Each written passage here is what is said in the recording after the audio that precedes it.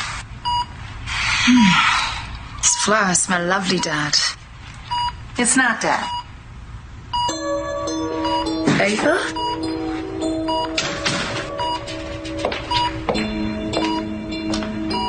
I need your help. Days of Our Lives coming in at number 8. It is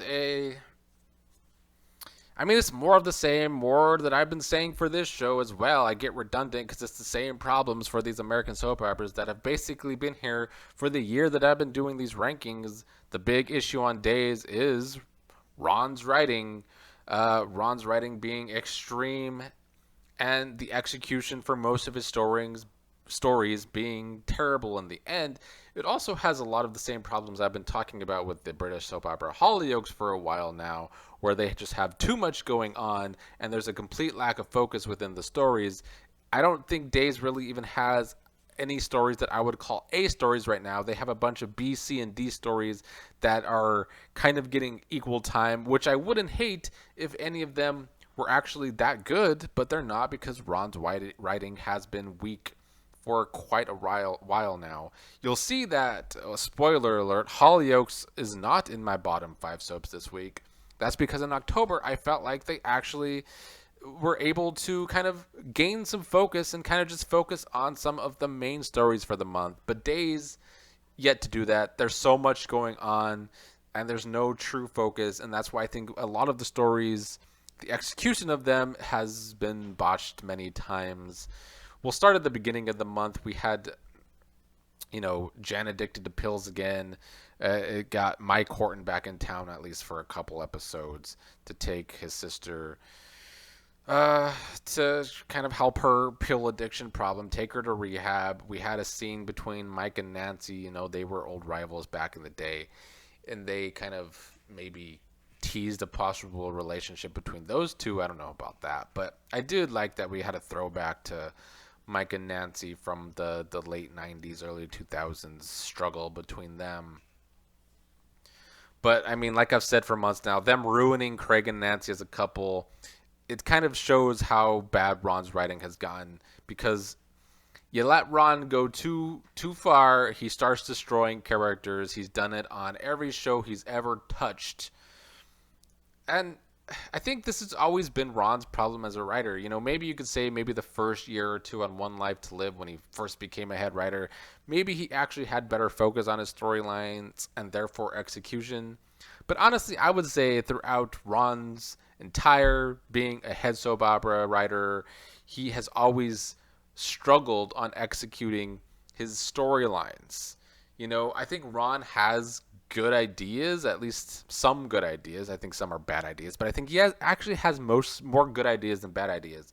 But the execution is always a fail, and I don't know why that is. I've said for my entire time doing these rankings, he needs a co-head writer, or he needs somebody to filter his work. Clearly, the people higher up at NBC/Peacock/Ken Corday don't care enough at this period to make the writing better. I think they've let Ron have kind of free reign and tell the stories he wants to tell, but it goes too far. He needs a filter. He needs somebody to help him focus on the right stories and write them well, instead of having 100 stories going on and none of them really going all that well. The big hoopla going on social media was the Chanel Ali Alexander threesome, the first threesome on American soap operas, which, whatever. I think any hoopla, was there really that much hoopla?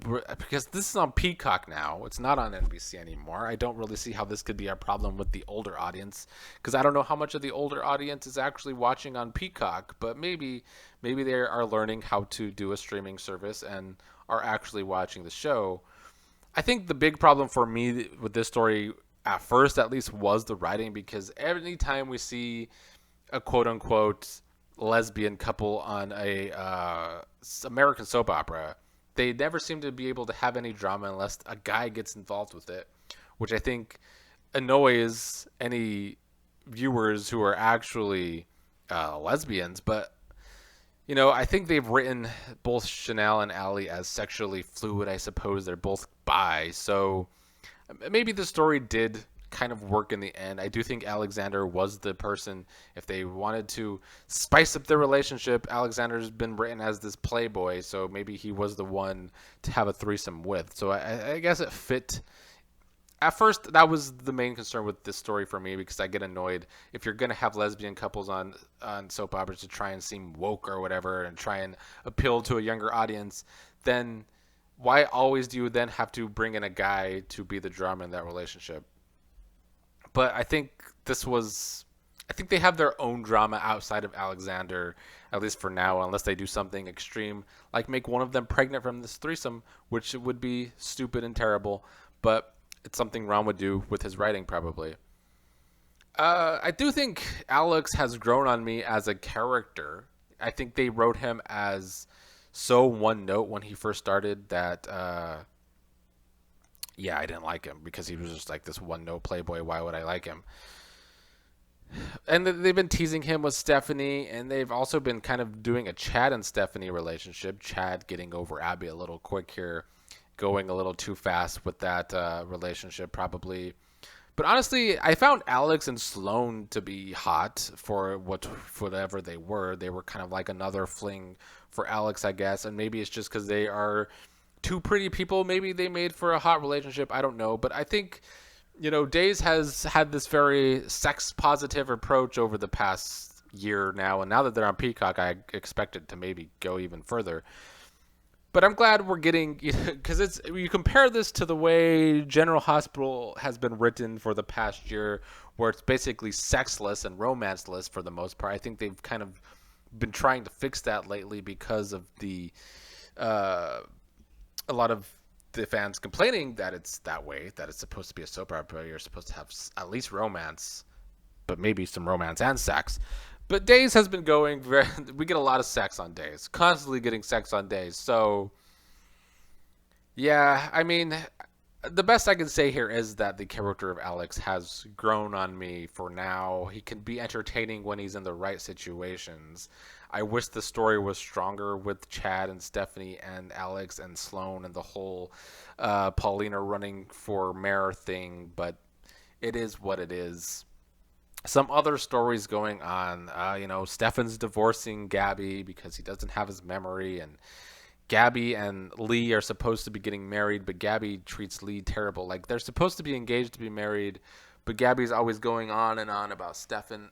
These are the kind of triangles I don't like, because, you make somebody on Bold and the Beautiful, you have Taylor and Brooke being pushovers constantly, letting Ridge, of all people, who's not even a catch at this point really in his life, Ridge, of all people, just being able to go back and forth between them so they both look like pushovers, whereas Lee's basically a cuck in this situation where Gabby is clearly wants to be with Stefan if he had his memory, but Lee's just going along with the marriage. I don't know. I think the writing for that storyline sucks as well. Lee going to this extreme to be with Gabby, I don't like it. But they did at least bring Lee's sister Wendy to the show. She was on the Beyond Salem spinoff, part 2, and I enjoyed the character very much. I like the energy this character brings. They also brought Chip and Joey back with her, because that was a little triangle teased on Beyond Salem. However, they seem to be pushing Wendy and Johnny together on the main show here. I actually think Wendy and Tripp have the most chemistry. I think this is the first time Tripp has actually had some good chemistry with a potential couple for the character on this show. So I kind of hope they keep Tripp and Joey around. I don't know if Tripp and Joey are staying on the main show or not, but I would like to see it, because I like the dynamics that Wendy brings to all of these men, actually. I think Wendy's a good character. I like the energy she brings. I hope they write her well, because the spunk is something needed for this show. Days has done a pretty good job with the young set over the past couple years. Hopefully they stick to that trend. Let's get to the main bad stories as to why Days is still low, though. Like the whole Marlena, Kayla, Kate on their deathbeds, and friggin' the only cure for them is some orchid, and I thought that this was stupid. I get that, like, they're trying to throw back to some of the supernatural stories that have happened on Days, the over-the-top stories that have happened on Days, but there was no real stakes in the story. Nobody really thought Kate, Marlena, and Kayla were going to die from the stupid story like this, so it was nothing but a waste of time. Honestly, Kate and Roman somehow became the best part of this story, with them kind of, Kate on her deathbed and Roman wanting to marry her again, like back in the day, and then as soon as Kate is healed, she wants to have sex to kind of it fit the character of Kate after all these years, even though the character of Kate is now older. I thought it was entertaining here between Kate and Roman. Another stupid thing happening is Kristen moving in with Brady. I think this is supposed to be a big story, supposedly, that Kristen's going to be living with Brady, who's also living with John and Marlena, so Kristen's going to be living with John and Marlena. We'll see where it goes, but I am so over the character of Kristen. They've had this character be so over the top for so long now that I'm at the point where I don't care. Lastly, we have the Eric, Nicole, Jada triangle. I'm not invested in Eric and Nicole anymore like the Eric Cole fans still are. I would honestly prefer Eric and Jada myself, but I don't have a lot to say here. All I have to say is that Ron still needs either a co-head writer or needs somebody to start filtering his ideas and make them more focused and make them executed better, because that is what Days' biggest problem as of late and why it's still in 8th place in my rankings. Moving on to number 7, the mighty have fallen in my rankings because Coronation Street has fallen to number 7 here. That is dangerously overloaded. The helicopter, What are you playing at? I didn't see you. Didn't see me? I've got 3 enormous day-glow orange pumpkins. You could see them from lower orbit. I was doing my Italian. What? Well, I've got this app, and, well, that's a zucca in Italian. It's a flaming smash zucca.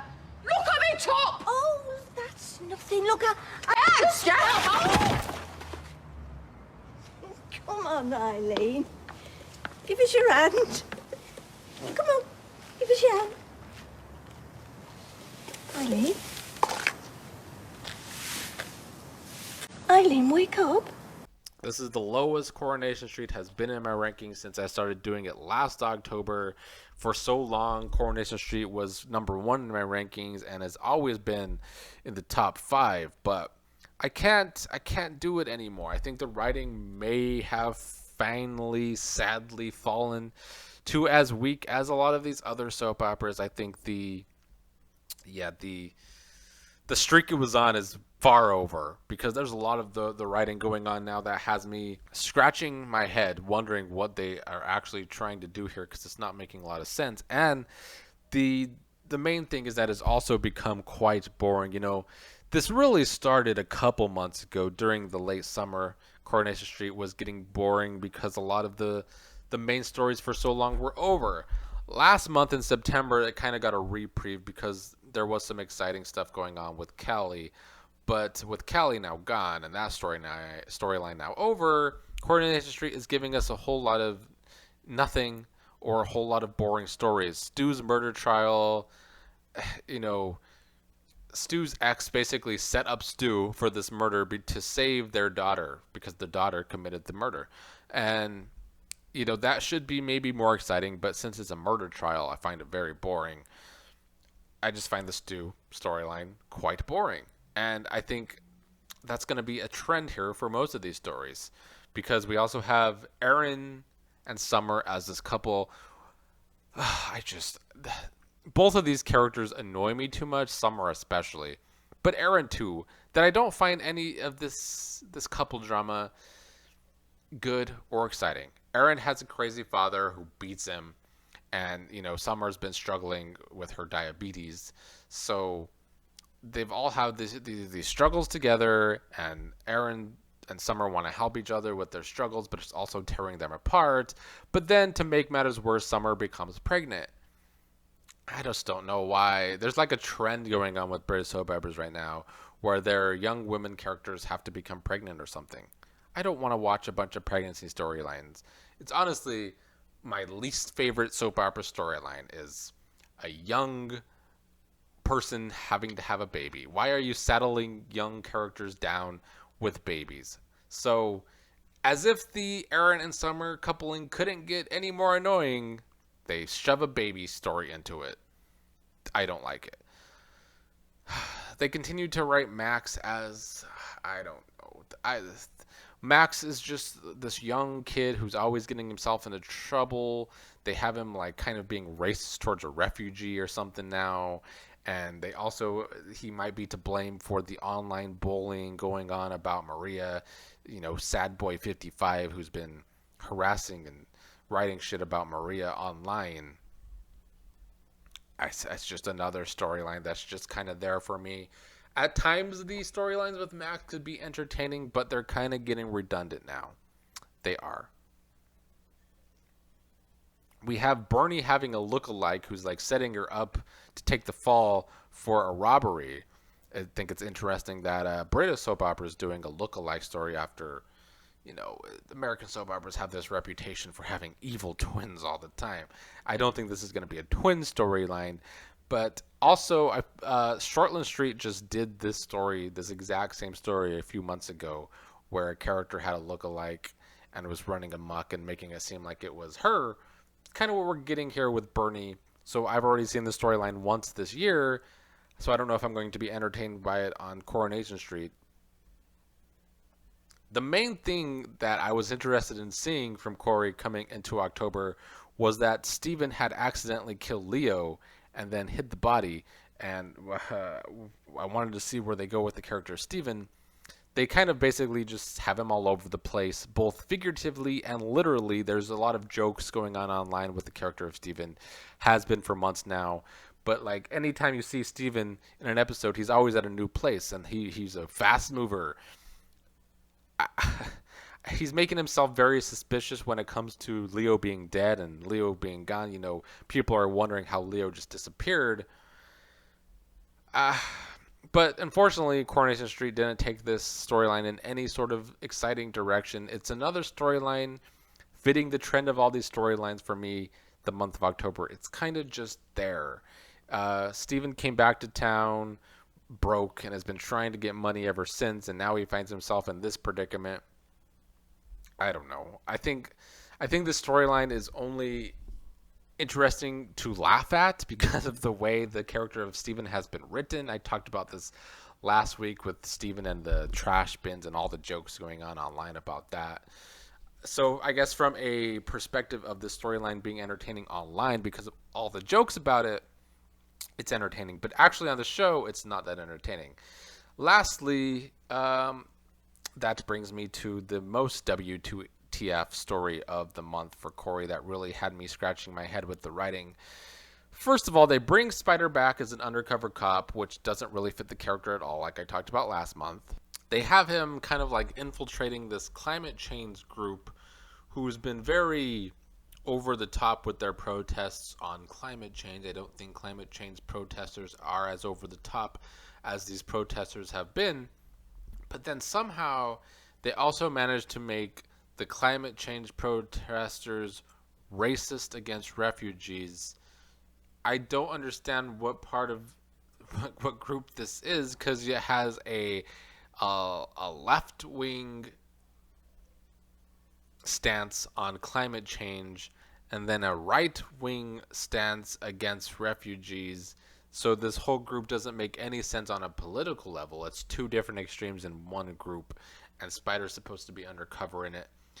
I don't know what the writers were doing with the story because it literally makes no sense, but that's what they're doing, and Spider being an undercop in it also doesn't make sense.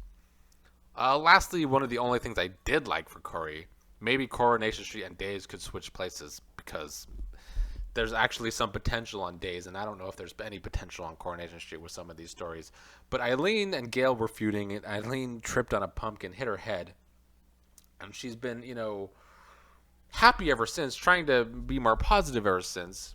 I just thought they did a good, they made the storyline entertaining for me, so maybe that's the reason I put Coronation Street a notch higher than Days in my rankings at number 7 because I was entertained by Eileen and the Eileen and Gil feud before this.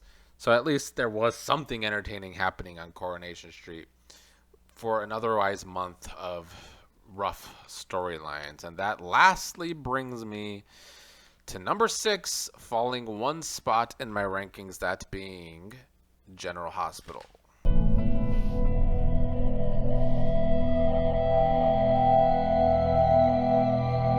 Do you want me as much as I want you?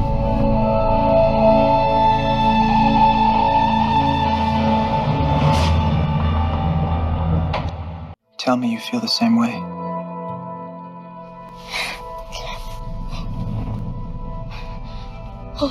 Are you okay? Fine. I'm fine. I just, Not the right time. You know, it's still more of the same from General Hospital, like the rest of the American soap operas here in the bottom half of my rankings for the month here. With Bold and the Beautiful, the redundancy, the writing from Bradley Bell that makes his character seem like a bunch of 12-year-olds. Young and the Restless, Josh Griffith's writing being so boring. Days of Our Lives, Ron's writing being like the execution is always bad.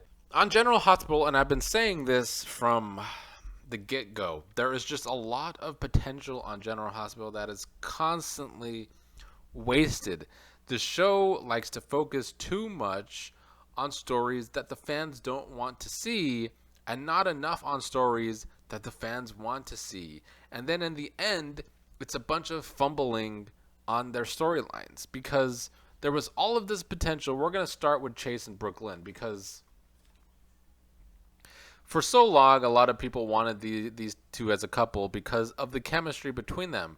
But General Hospital, per usual, just took too long to finally get them together. And now that we finally get some actual scenes of these two being a real couple and getting down and dirty, it's hard for me to care about them anymore. They botched this with waiting way too long, getting Chase and Brooklyn together. It was completely botched by the writers or by Frank as the producer. I think Frank is still the biggest problem for the show. I think Frank is the reason that all of these stories are stretched out too long.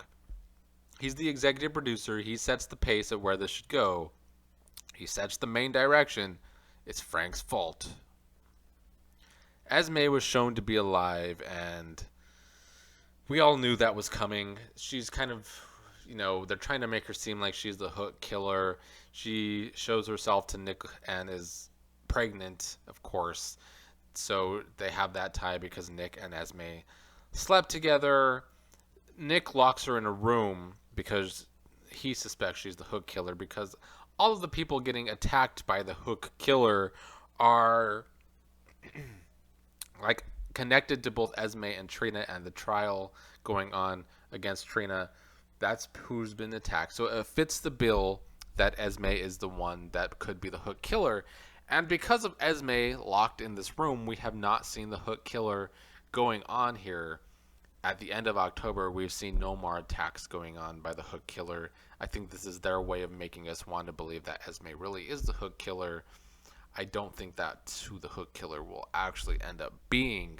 But this is actually the reason why I had to drop General Hospital down a notch out of the top half of my rankings into the bottom half of my rankings. Because leave it to General Hospital to make a serial killer storyline boring. How do you make a serial killer storyline boring? Well, here you have General Hospital doing it. And I really thought going into October that, Halloween's coming up. What a great time to have a serial killer on your show. And yet, General Hospital seems to be acting like Halloween isn't existing this year. They're not even doing anything special for Halloween. Although General Hospital is preempted so much that maybe it will happen long after Halloween is actually happening in real life. Maybe we will get some Halloween in November. But we're not getting it here in October, and I think that is just a dropped ball. Not only is the serial killer storyline boring, but you don't even involve it in Halloween. Just a fail all around. And then at the same time as you have a hook killer on your show, you have Lucy being shot and Anna being set up for it on camera. People speculating that it's her twin that probably did this. So Lucy is presumed dead, and Victor's probably setting up Anna to take the fall for it. Anna arrested and everything. I just think with the writing on this show, they set up so many storyline threads, but they take forever to end the storyline threads. I don't like the fact that we have the hook killer going on at the same time as this setup of Anna going on and Lucy's supposed death. It has completely taken away from the hook killer. I just don't know why the show can't pace themselves better so we could end one storyline before getting to the next similar kind of storyline that involves the police. I don't know. I don't like it. Before we get to a few more positive things, I also have to get to Drew and Carly. Them trying to act like Drew and Carly are going to be a super couple. Them calling these two a super couple in the press. And them getting this shoot, this outside remote shoot in California, even it's supposed to be Jacksonville, but you can clearly tell it's California. Yeah, Drew and Carly, very boring, not a super couple. Maybe the show should put this kind of focus into the real couples on this show that the fans want to see get together and be a super couple, instead of trying to make Drew and Carly actually get the time to be this couple. It's just actually boring though. Drew and Carly, fast forward material to say the least. Holly also returned, and she's back from the dead too. She was presumed dead. She returns to Robert. People speculating this will of course be connected to Victor as well. I just don't know if they wrote this well. Holly is back and returning from the dead here, and the first thing she goes and does is get her nails done with Felicia. I don't know, it was just kind of weird. Like, this is why when soaps do back from the dead stories, the execution in them could be a joke here, and I feel like this was kind of a joke here as well. But I do still see the potential going on in some of these storylines. Like, I think the writing for it will get... They will drop the ball. They always drop the ball with this potential. We have Abby Mills coming on as Heather Weber. We have a new actress playing Heather, but Elizabeth's parents have actually been casted, and she goes to visit them. So I think this is something the fans have wanted for a very long time. Elizabeth's parents to be on the show. They couldn't get MacGyver back as Elizabeth's father, but yeah, they did finally cast her parents. So we get some potential there. Or will they make the story about Finn like usual? We'll see. We got the slow movement in the Trina and Spencer storyline, of course. Trina going away with Rory on some sort of like comic book thing. They have only one bed in their hotel room and they start making out. But Trina pictures Spencer there with her. So Trina has been trying to fight her feelings for Spencer here and acting like she's really into Rory. But that's not really the case. Spencer, of course, has already admitted his feelings for Trina to his friends, but he's currently doing some prison time. But, at least we're finally seeing Trina's side here, and that Trina is also feeling some kind of way about Spencer. Just gotta hope we actually maybe finally see some movement in the story. Do I think we will? Probably not, but it would be nice to have some movement. Cam and Joss having problems ever since the sex tape was broadcasted. They have been struggling with their sex life, and Joss has been emotionally cheating on him with Dax here. I think they have the potential to write Joss as a very awful person here with this storyline if they continue to move in the direction that they've been moving it in. But it has made me care a little bit more about Cam, Joss, and Dax, so I think it has the potential to at least be good TV, hopefully. But that about does it for the positivity. I still see potential in a lot of these storylines, but General Hospital either makes it boring or just doesn't move the damn stories along. Another main reason why General Hospital dropped in my rankings, though, is because, Britt and Cody. How did Britt have a complete 180 the way she felt about Cody? I think the writing for this two as a couple was terrible. I think they continue to try and make Cody happen, and Cody is never going to happen. The character's already a failure, and we have to just move on. The show won't, though, because it's one of Frank's pets, and Frank is the problem on the show. So that is what we get. But for now, General Hospital moves down a spot to number 6. I do think the potential is still there, but this show, with the producer, Frank, and its writers, just tends to always squander the potential it has, whether it's with the pacing of the stories or just doing too many similar stories at once.